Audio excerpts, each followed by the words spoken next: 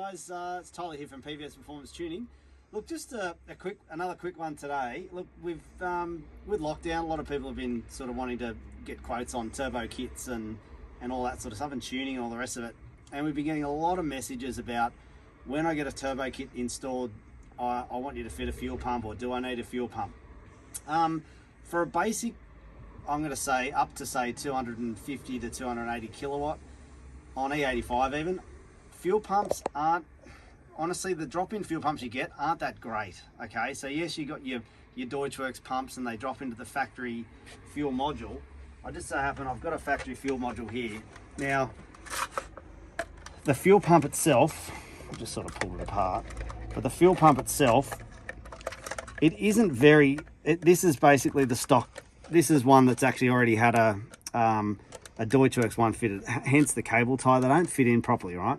So the factory fuel pump, that is the factory pump, and the Deutschwerks one might be about half an inch longer, like maybe 15, 20 mil longer, right?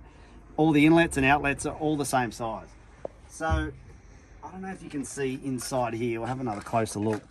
Inside here, inside in there is what they call the fuel pressure regulator. Now, the fuel pressure regulator is set at 58 psi. So it's built in. If you put a bigger pump in, or a slightly larger pump, and you think you're going to get a lot more pressure and all the rest of it, you don't. The fuel pressure is actually the same.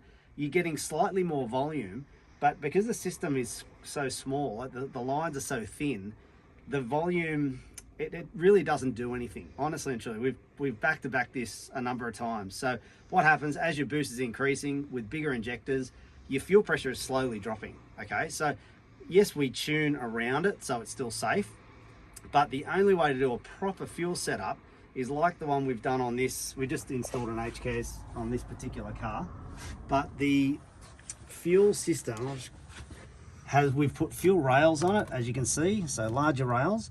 And if you look over here, the fuel pressure regulator, this has got a return system on it, okay? So with this regulator, we can increase the fuel pressure independently. So what's got a rising rate fuel pressure? So as your boost increases, so does your fuel pressure. Now this has also got a drop-in radium fuel cradle, and it is designed to run a return system. The factory cars have a returnless system, so no fuel goes back to the fuel tank. That only comes one way, and it stays at one pressure, which is 58 psi. But as I said, as your boost increases, the fuel pressure does actually drop. We've logged it with a fuel pressure gauge. So doing a fuel pump upgrade doesn't actually help with that fuel pressure dropping, okay? Because it's internally regulated to 58 psi. It won't go any more than that. Doesn't matter how big your pump is, it's still going to make 58 psi, okay? So yeah, as I said, we've back-to-backed all this. So if you're looking at putting a bigger pump in it, not a lot of point, unless you're going to do a proper fuel cell type modification or a surge tank. Then in that case, 100%, it's well worth it, but it is quite expensive. So yeah, just to dispel a couple of those little myths, the main reason I'm sort of posting is because I constantly get asked to put pumps in, and with these aftermarket pumps, you've actually got to cut the factory fuel module to make them fit.